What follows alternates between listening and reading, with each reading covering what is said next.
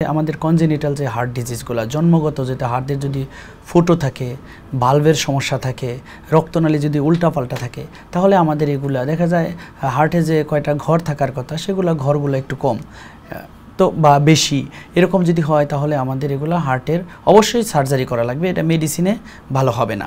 আবার কিছু আছে যেমন বয়স্ক রোগী বা হঠাৎ করে হার্টে বুকে ব্যথা নিয়ে আসছে আমাদের কাছে, তো দেখা যায় যে এই সমস্ত রোগীদের লং রান যদি মেডিসিন খায় তারা ভালো থাকে, তাদের কিছু কিছু ক্ষেত্রে অপারেশন লাগে না। আবার দেখা যায় এনজিওগ্রাম করার পর দেখা যায় কিছু রিং পরালেই ভালো হয়ে যায়, আবার দেখা যায় যে না রিং পরালেও হবে না, 100% যদি কোনো ব্লক থাকে তাহলে তার ওপেন হার্ট সার্জারি লাগবে। আবার বয়স্কদেরও কিছু কিছু ক্ষেত্রে ভাল্ব নষ্ট হয়ে যায়, ভাল্ব রিপ্লেসমেন্টের জন্য তখন অপারেশনই করতে হয় এবং এদের অপারেশন ছাড়া এরা ভালো থাকবে না এবং অপারেশনের পর দীর্ঘদিন তাদের সারা জীবনে কিছু কিছু ওষুধ তাদের খেতে হবে। যাদের মাইল্ড অ্যাটাক হয় অনেকেরই এই সমস্ত রোগীর যদি লাইফস্টাইল মডিফিকেশন করে, সুন্দর জীবনযাপন করে, ডক্টরদের প্রেসক্রাইব মতো চলে, তাহলে সারা জীবন ওষুধ খেয়েও তারা ভালো থাকে, তাদের অপারেশন লাগে না।